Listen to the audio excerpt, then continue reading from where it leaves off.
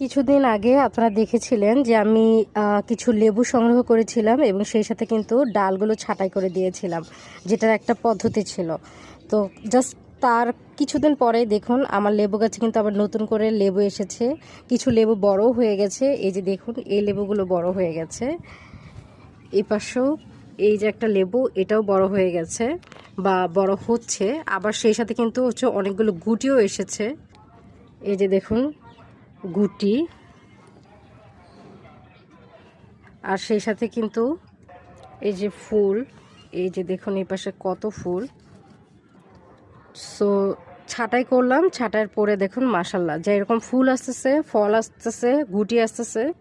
এই যে গুটি, আসলে নতুন ডাল আসলে সেখানে ফুল হবে, আর ফুল থেকে কিন্তু আসলে এরকম গুটি এবং হচ্ছে ফল হবে। তো এই